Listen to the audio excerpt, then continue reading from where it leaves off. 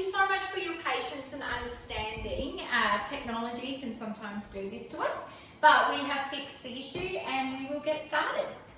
So we are continuing on with the recognise and respond appropriately to domestic and family violence. It is a CHCDFV001. You can look this up on the training website that I did provide you with. Our learning outcomes today will be identifying the types of domestic violence, so the different types, so we'll go further into that. Myths of domestic violence, I'd love to hear if you've heard any before. Unhealthy beliefs and attitudes from society, and the cycle of domestic violence. So hopefully, after we've finished this session, you're going to have a little bit more knowledge about these things. Also, if you feel like you want to ask questions, my email is available for you to send them through to me, or you can come afterwards and ask me. That's fine. So just a reminder about the homework I asked you guys to do, which was making the community aware of domestic violence and what you have learned so far. So, Maddie, were you able to talk to people in your community and tell them what you've learned in domestic violence? Yeah, I actually spoke to a couple of my workmates. Yep. And they were quite actually interested in like the way I'm telling them about how I'm actually doing this course and all that. So they want to know more info. Okay, great job. It's extremely important, guys, that we do let the community know what we know about domestic violence, because if we can help people understand what it is and give them information, it can literally save someone's life. Because I hear it time and time again, I can hear my neighbour screaming, but I don't know what to do. And as caseworkers, we can tell them, well, you can call this number, or you can get advice here, or you can do this. So it is very important that we use our knowledge that we have. It's also helping me to open up about my own domestic violence. Yeah. To other people. Wow. That's really important too. Sorry, just before we begin, I do want to ask Lisa. Where are you, Lisa? Oh, there you are. Were you able to find out those stats for us? Yeah, I found out with the stats it was 1 in 20 male in Australia. Okay. Couldn't get worldwide because worldwide just doesn't do that. Okay. And the females ones were 1 in 6. Great. So that's a huge difference, isn't it? So 1 in 20, 1 in 6. It's a big difference. So that's why you'll see more of women organisations trying to help them in domestic violence. Not to say it doesn't happen to men, because it does, but we see it on a larger scale with women. Does anybody have any questions before we continue? Okay, great. Let's continue. So, housekeeping. So please put your phone on silent, okay? So we don't interrupt everybody learning. And we understand that there's emergencies, everybody has them. So if you need to take an important phone call, please leave the room quietly and do so. The toilets are in the next room to your left. And we are in an office, so if you hear the alarm go off, please exit quickly and follow myself outside. And if your duress goes off, please let me know as well, so we can all exit. So I thought let's do an icebreaker, because we all seem to enjoy the chocolate one last time. So I've changed it around to make it a Twix instead of a Kit Kat. So who here likes Twixes? Me. Oh, Dave! Let's hope you're the winner, hey? So, when we entered through the door today, I gave you a number. I'd like you to now open that number and have a look at what you have. And the winner today is number 3. That's me. Oh, Dave, did you get it? All right, so see me after and I'll give you a chocolate. Also, can you please tell us why you're doing this course? Well, I've known a couple of people that have gone through it, Yeah. and I thought I was there at the time to sort of help them, but didn't really know what to do. Yeah. So this gives me a better idea. Yeah, and understanding and the knowledge of it is so important. I'm also going to give you guys, numbers and websites that will be very important for your clients, but also just in your general life. If you come across someone and you think, oh, what do I do about this situation? There is amazing services out there that can provide that help to you. Okay? So, let's talk about this one. Why doesn't she just leave? So put your hands up if you've heard that being said around before. Everybody just raised their hand. It's a big one. Why doesn't she just leave? Well, let's turn that around, shall we? Why doesn't he stop hurting her? Because right now, why doesn't she just leave is putting all the blame on her, isn't it? So these are the kind of questions I'm going to start asking you and bringing to your attention, because I think if we're able to turn this around, this is a big deal in breaking those myths. Next slide. So we're going to watch this YouTube video that I found. It's on myths of domestic violence, and please keep an eye out because I will be asking you what those myths were that got your attention.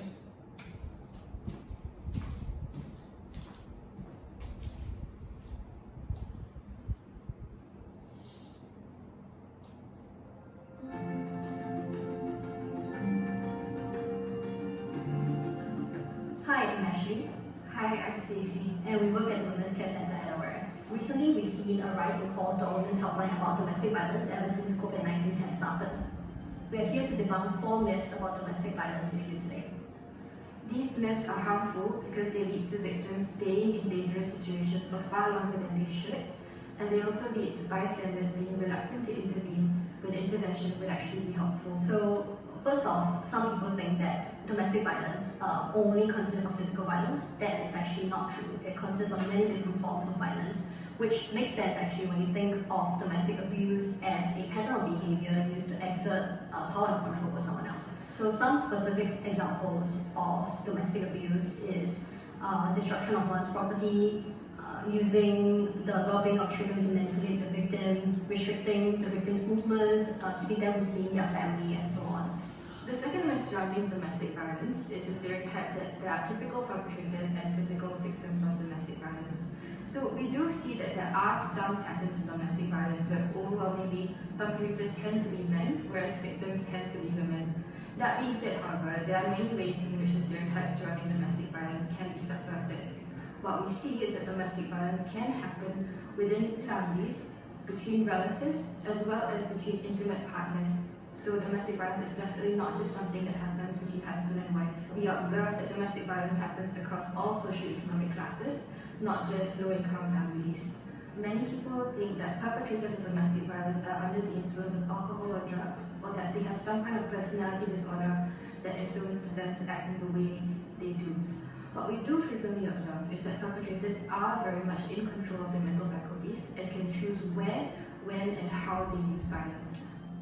So thirdly, some people think that if the domestic violence was that bad, then the victim would leave.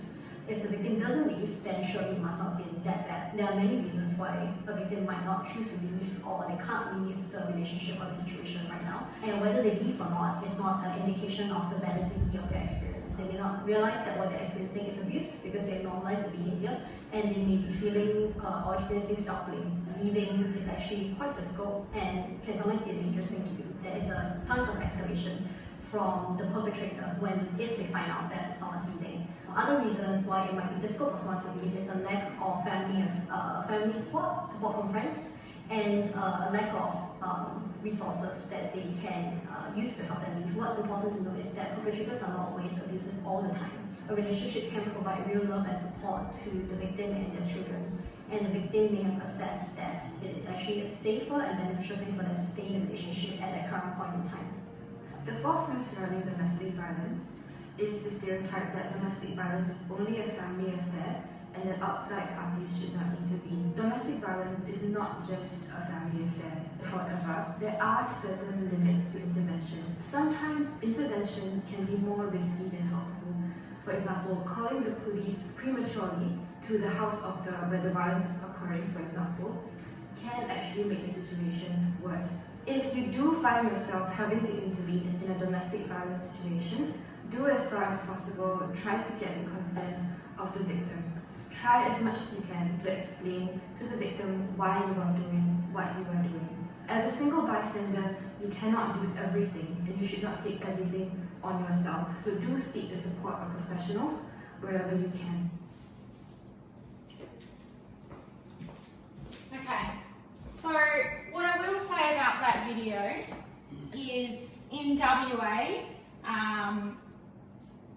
if you are a bystander and you're not a professional, we do recommend that you do contact 1-800-RESPECT and they can talk you through understanding what you can do.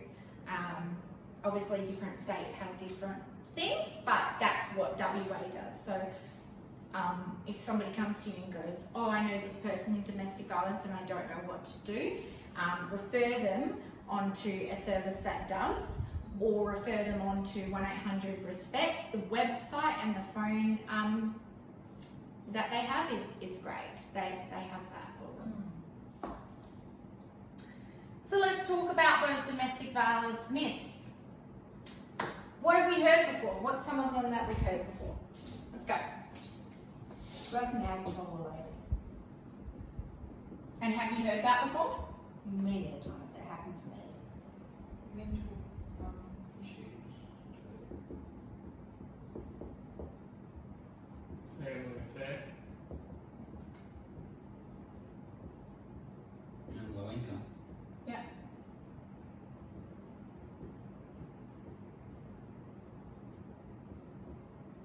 Did anybody pick up what they were talking about when they said that sometimes it can be too risky for the lady to leave? Did anybody hear that? That is something I definitely want to discuss with you a little bit later on. And also, when a woman does leave, the violence is like at all-time high. So when she leaves, what has she done?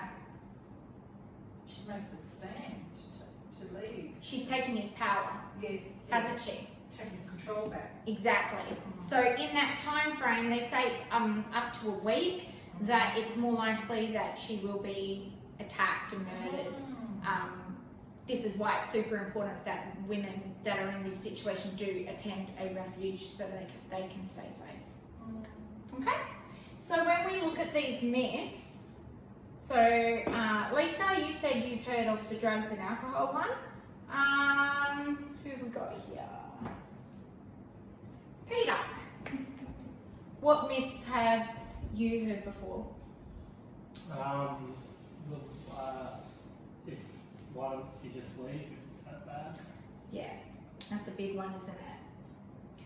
And look, people don't understand. You know, if you don't understand what domestic violence is and you think it is just her getting pushed, that's why they're saying that. But they don't understand that it's the control, it's the manipulation, it's the mind games. There's so much more to it. So if you don't understand what domestic violence is, then yeah, they're like, why doesn't she just leave? Because somebody that has self-esteem, somebody that hasn't been around domestic violence and normalised it, would be like, oi, you just pushed me. How dare you? A lady that has had it for a long time, a lady who may have grown up with it as a child, that's become normal to her. Yeah. So she goes, I deserved it. Does that make sense? I've got another one as well. 'Cause, Yes, Debbie. also, she might feel that she's a failure as a mother and as a wife, and that's why she stays. Yes. Because he says, oh, you're not being the right wife, you're not being the right mother, and so, you know, that might stop her from leaving. Yeah, exactly. We are talking about that later on in the slide, so I will come definitely back to that, but we'll car park that for now. Just for now. Okay. So,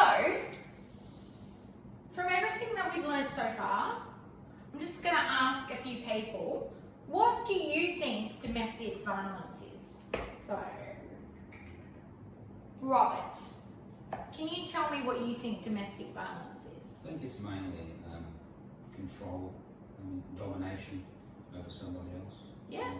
Whether it's physical, mental, whatever, it's just basically dominating the other person. Okay. And Nathan, can you tell me what domestic violence is?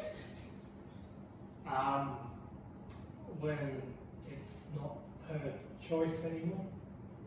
So anything where she can't make the decision and it's impacting her, then yeah. Yeah, fantastic. Okay, we can move along. So we're going to go through all the types of domestic violence because one of the biggest myths we hear is domestic violence is physical. Yes, it is physical, but there are so many more, and we're going to go through them together so that you're well educated. So we start with verbal abuse. This is swearing and humiliation in private or public. Attacks on their intelligence, body image, capacity as a parent or spouse, so what you were saying, Debbie, religious beliefs or ethnic backgrounds, screaming, shouting, name calling and put downs. Does anybody have any questions about those? Oh, can we go back please? Does anybody have any questions about the first one, the verbal abuse?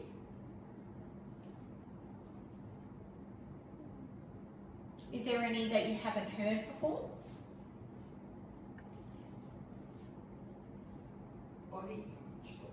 Body image. So I'll give an example.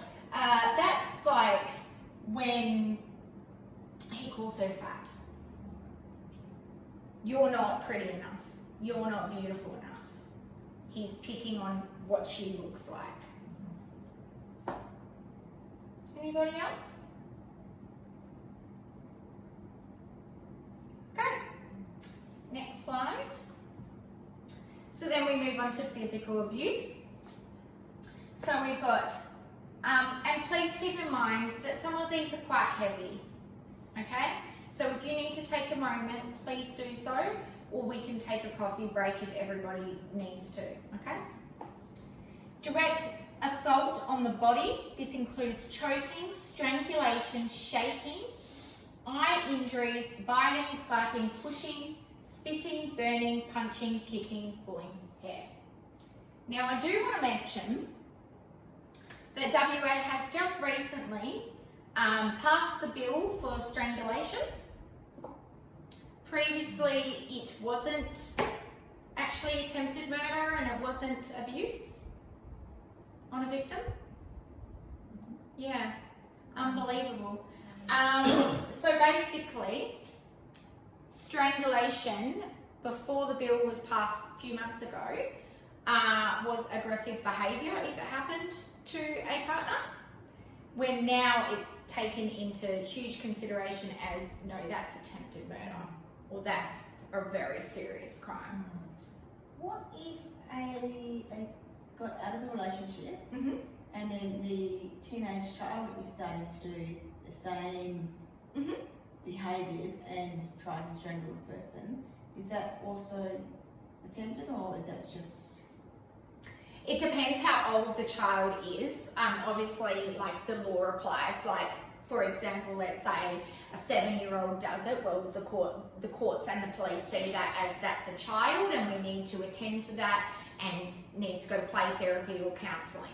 However, if the teenager is of age, I believe it's 16 is the legal age that a teenager can be charged. They would take all into consideration. I'm not a police officer. Oh, sorry, we've got Peter. Fact for you. Okay. 9-year-old and under, they can kill someone and get away with it because they don't have the intellectual. So that's the age for. They can do any crime, I'm pretty sure, from 9 years old and under. Yeah. And there's no penalty due to they're not understanding what they're doing. Okay. Well, yeah. So I'm not a police officer. However, I would think that they would put all into consideration. Was it forced? Was it on purpose? Was there motive? That kind of thing. So, does that answer your question? Yes. Okay. So, so strangulation, shaking, burning. I've heard of that. They get cigarettes and they burn them. Choking. Also, suffocation was also on the bill as well. So it was strangulation and suffocation, because we kept on hearing a lot of reports being done where it was a pillow and just then stop breathing. So, use of weapons including objects, hurting the children, locking the victim in or out of the house or rooms. I've heard of that before. Being locked up. Forcing the victim to take drugs.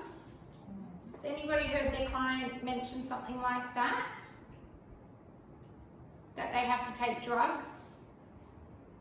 I definitely have. Not allowing medication, food or medical care. A lot of that one is based around the medical care, would be based around they don't want her to see a doctor or go to the hospital. She might not say anything, but the hospital and doctors are very smart and trained in understanding what bruises and marks mean. And not allowing sleep. Has anyone heard that before? Not allowing sleep. Yes. So there you go. Next slide. Okay. So we move on to psychological abuse. Okay. So this is creating fear, such as driving dangerously. Had heard this time and time again. I was in the car and he told me if I didn't do what he said, he was going to kill me and the kids and drive the car over a cliff or push us into a pole. Heard it time and time again. Why? Because he's driving that car and he has the power and control. Weapons and angry looks, we talked about that the other day. Again, it's moving into the same thing. Destroying property and valued possessions. So remember how we were talking about throwing things and smashing things? Hurting or killing pets in front of family members. We talked about that and why that happens. Who remembers that?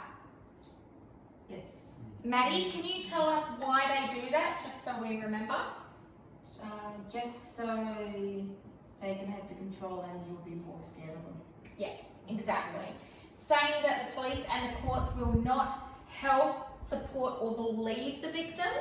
That's a big one. Oh, you can't go get help, nobody cares. Threatening to kill the person or children. Very, very, very, very common. One of the most common, I will hear nearly every lady say, I couldn't leave because he told me he was going to kill me or the kids. Yeah. Okay? That's stuff to watch out for your clients. Next slide. So now we have emotional abuse. Okay? So we've got blaming the victim for all the problems in the relationship. So they take no responsibility for anything to do with that relationship. It's all her fault. Constantly comparing the victim with others to undermine their self-esteem and self-worth. Withdrawing all interest and engagement. For example, weeks of silent treatment. So he just stops talking to her and she doesn't know what she's done, or maybe she does know what she's done. but there's no communication. There's no healthy relationship there. Emotional blackmail and suicide threats. Okay. Does anybody have any questions or anything you didn't know that you would like me to give an example on? I bet it's the hardest one to get convicted. Sorry? Emotional abuse is the hardest one to prove. Yes. Because there's no bruises, there's no marks. Well, there's bruises in the inside.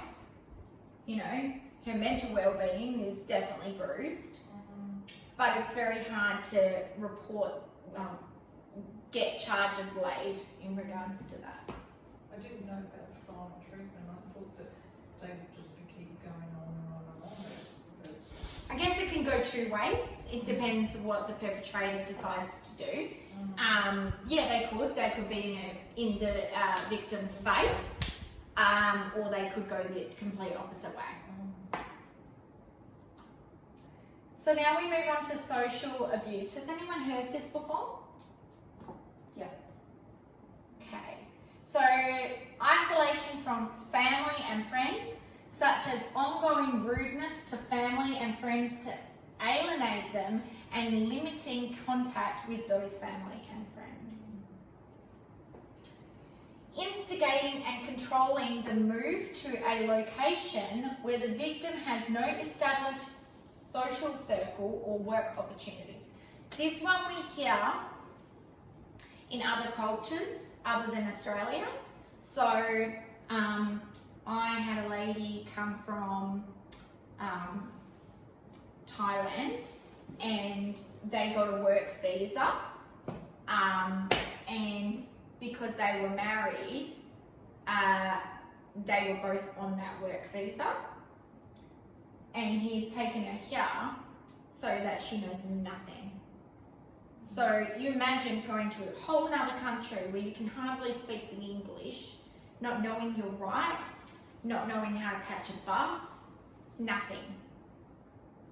So I've heard time and time again, we didn't have any domestic violence until we moved to another country. Okay. Restricting use of the car or telephone. Yeah? Yeah, one car, I use it all the time, you go nowhere. Forbidding or physically preventing the victim from going out and meeting people. We've talked about that. So next slide. Financial abuse. So remember how I said that the power and control wheel will have a lot of things relating to the actual domestic violence. So forbidding access to bank accounts, providing only small allowances. So remember we talked about the pocket money and how it's like a child versus it should be an adult. Not allowing the victim to work or have a job, forcing the victim to sign documents or false declarations. So, has anybody had clients come to them and say, everything's in my name and he's racked up my debt and I'm stuck and I need to go see like a financial advisor because nothing was in his name. Okay, so using all the wages earned by the victim, so taking all the money, controlling the victim's pension so she doesn't see that Centrelink or whatever it is, denying that the victim is entitled to joint property, so takes everything. Next. This one, Financial abuse. yes? When they make you sign a prenup sometimes. Yep, can be, and they use it against you. Yes. Okay, so sexual abuse. This one, there might be things that you haven't heard before, and so please feel free to ask questions or be like, what is that? I'm not sure, okay? I'm here to teach you and help you, so feel free to ask those questions.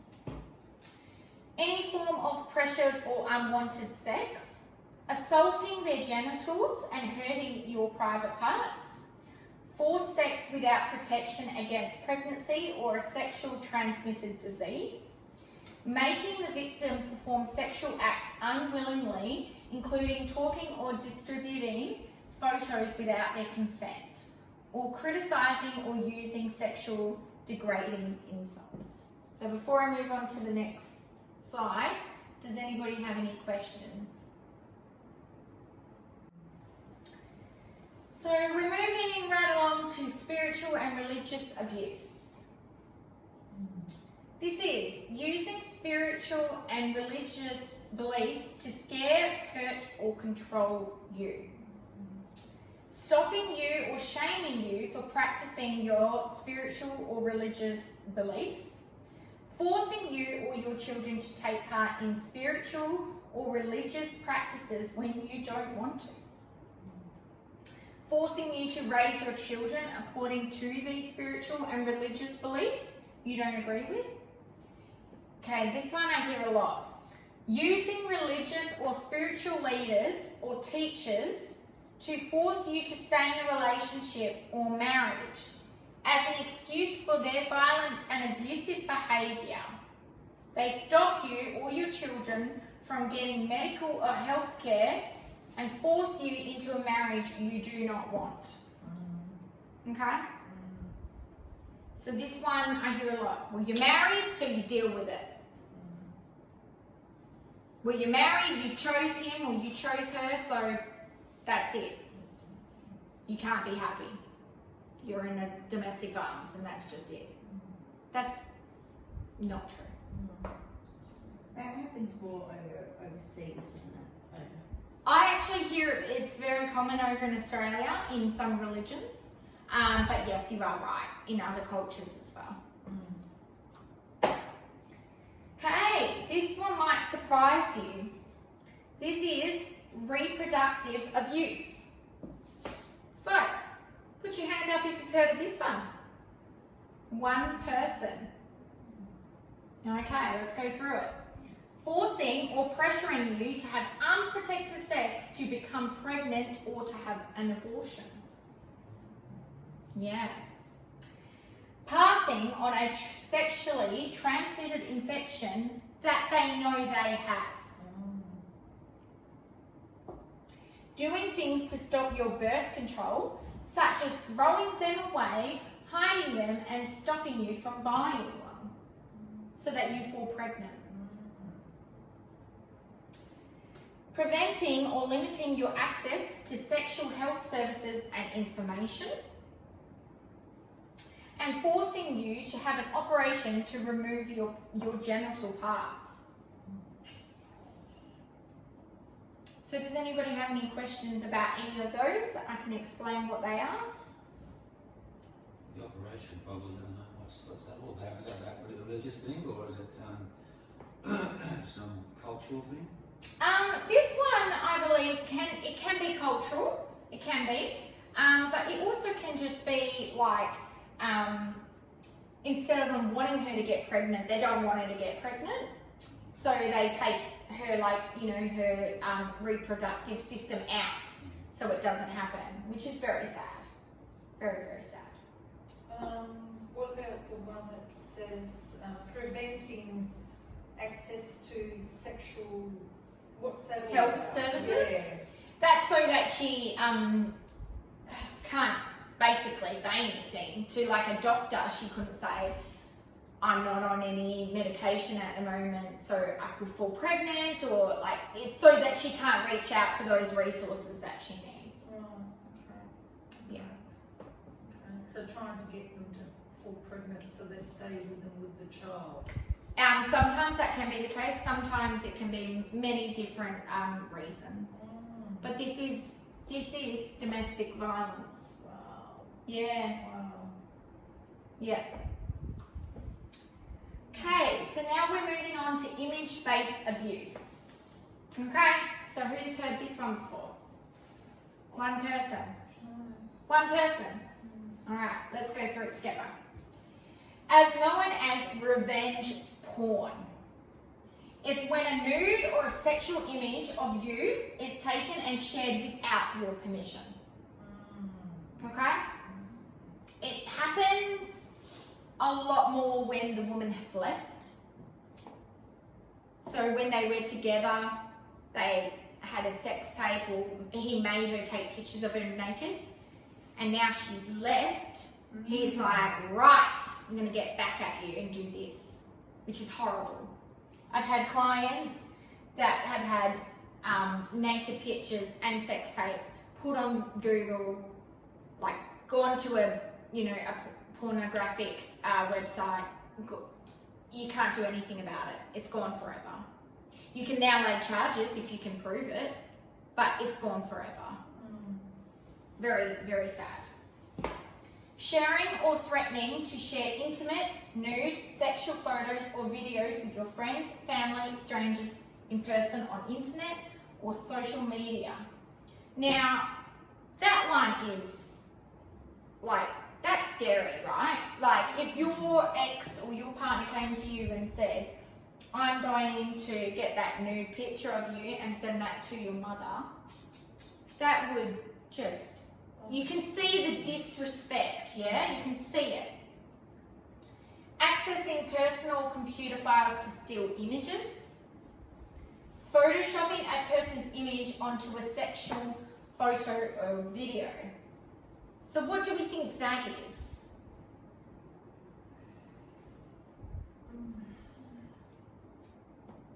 Read it, please.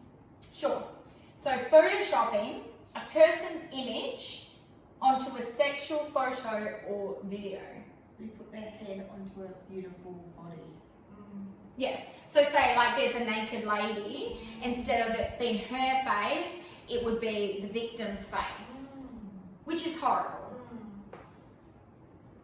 Taking images of women's cleavage or under their skirt, and secretly filming sexual activity or sexual assault. I've heard this one as well. This one's actually really common. The woman doesn't know that she's been videoed in the sex act, and a lot of them will do it when it's a sexual assault. They get something out of it. Not nice. Okay, so if we don't have any questions, we're going to move right along to the cycle of abuse. No questions? All good? Okay. This is the cycle of abuse. I've actually printed it out for you. There you go.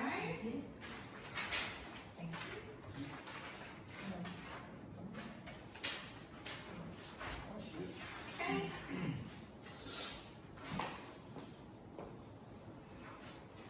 Alright.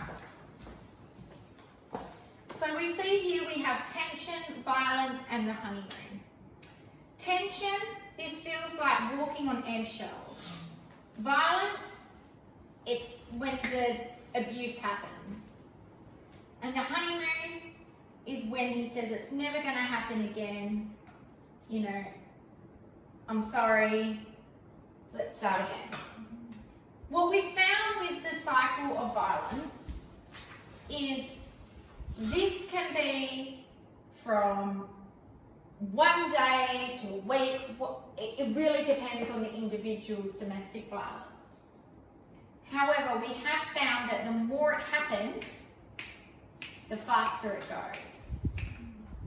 So, for example, a lady might have gone through the cycle of violence 3 times in one day. It really depends on how rapidly it's going. Okay? So we're going to go through what these are together, because this is very important to know. We've learned about the power and control wheel, and this is the other part of it. Okay? So we have tension building. So the abuser. So if you follow with me with your cycle, you've got the abuser becomes increasingly agitated and aggressive.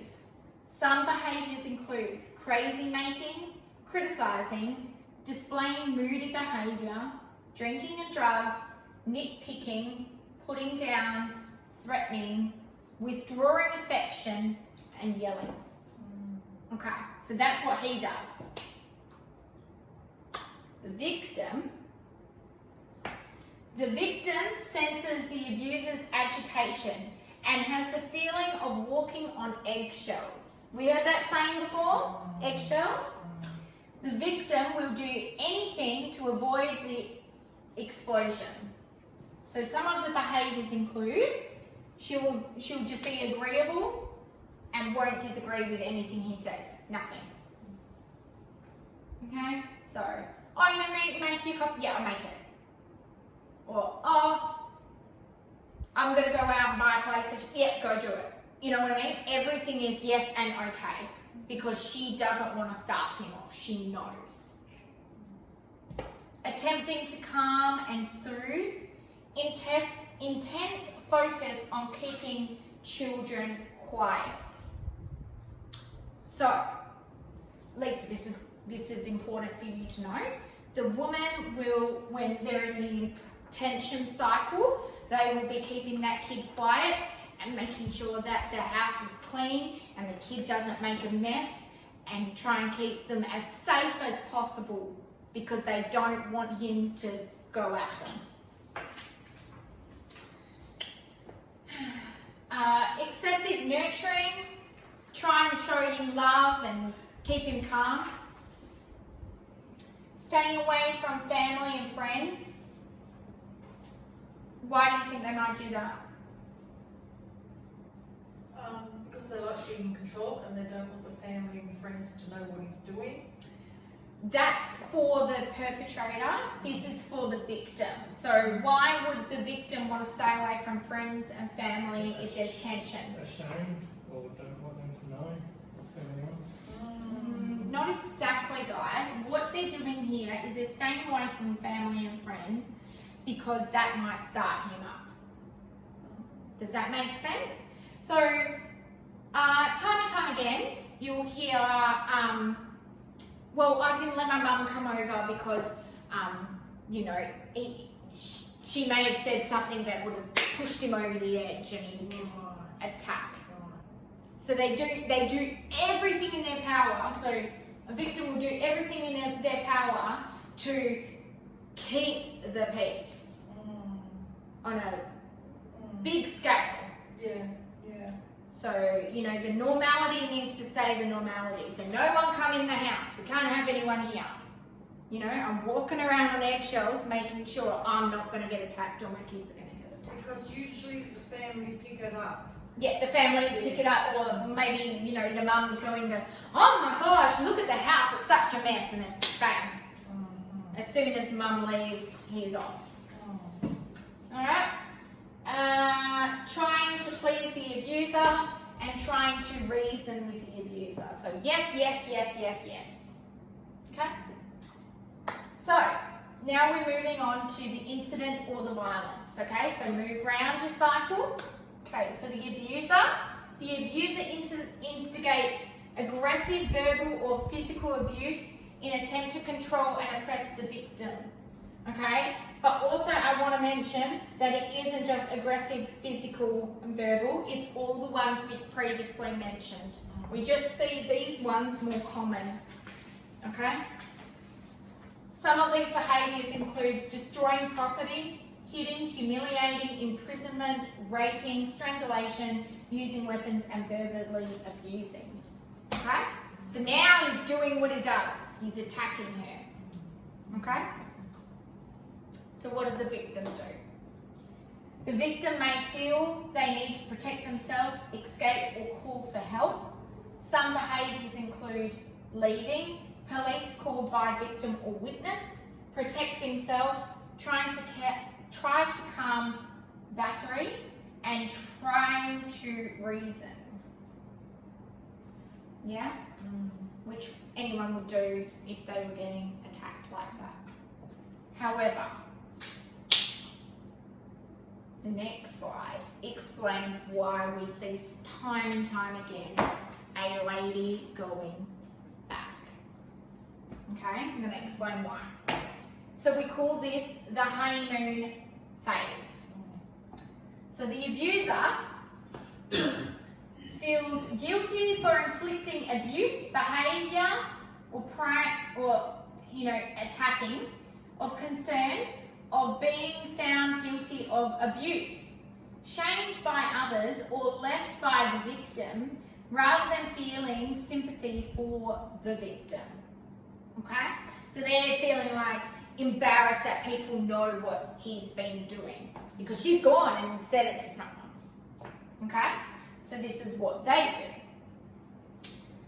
Begging for forgiveness, crying, declaring they love them, enlisting family support. Alright, we hear this one. This one's big. Lady leaves and the family is going at it on the phone to her, contacting her. We've got the mother-in-law, we've got the father-in-law, we've got anyone we can to get in contact with her so she goes back to him. Okay?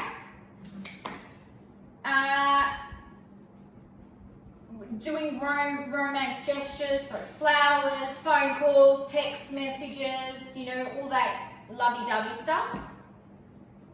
Promising he will get help. I'll go to counselling, I'll do whatever you want, just come home. Self-mutilation. Right, so sometimes they do hurt themselves.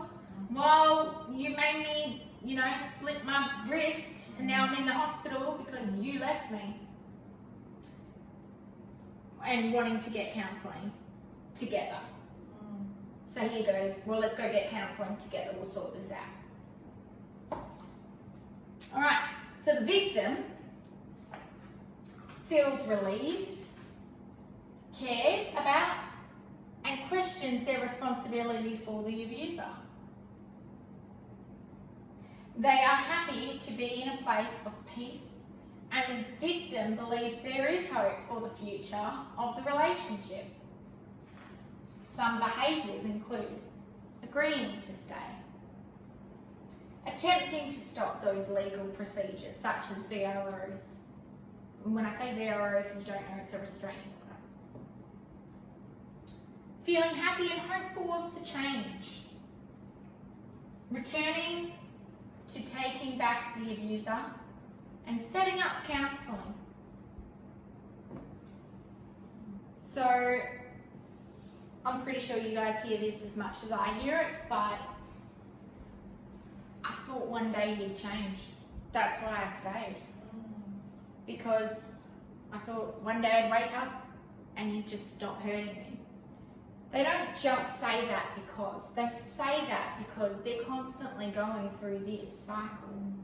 They're going, tension, what's next?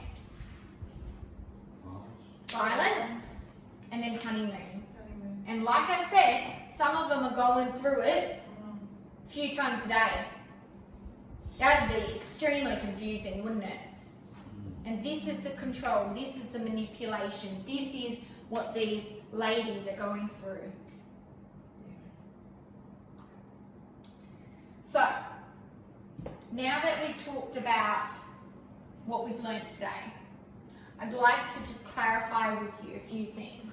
So safety and physical and emotional security. So if you don't know the answer or you don't know how to help, okay, we're all trained in different things and that's okay.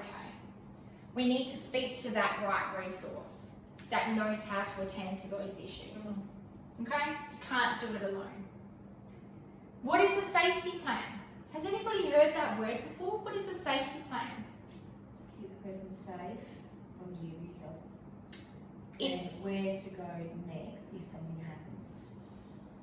okay. To make that step, make that phone call for help Almost. You're on the right track, guys. You are on the right track. But a safety plan is actually a plan that a professional and a victim will come up with privately before she leaves the domestic violence. So it's a secret plan. On it might be getting the passports, getting the birth certificates because they love to burn them. asking someone to hold that property for them. Asking someone to hold the property, might be some spare clothes at a friend's house Yeah, when she's ready to leave. yeah. Might on the safety plan there might be where she needs to go, who she needs to ring, that kind of thing. That's a safety plan. But if you're not a trained professional in that, please go to the right resources that are. Okay? They're there to help.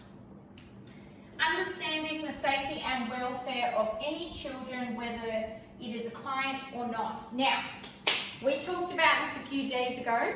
Duty of care. Okay, we all know this, we're all trained professionals. Duty of care is extremely important. Okay?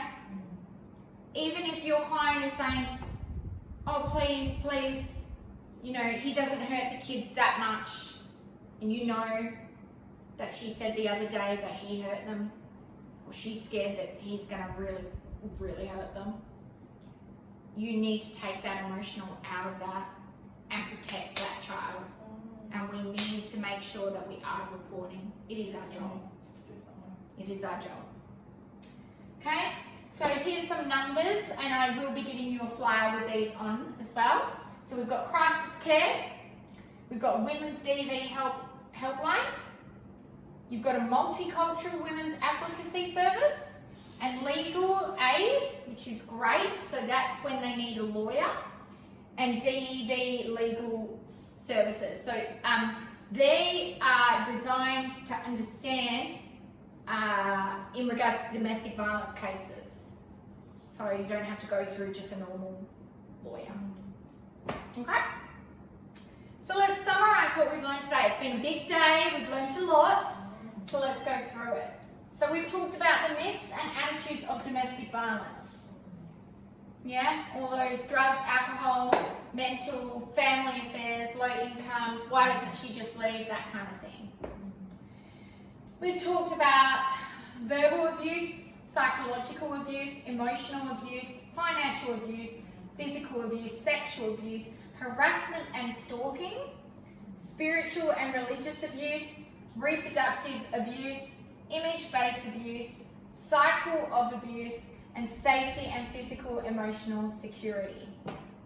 Wow, we have covered a lot. Do any of you guys have any questions about any of that you need to ask me? Okay, good.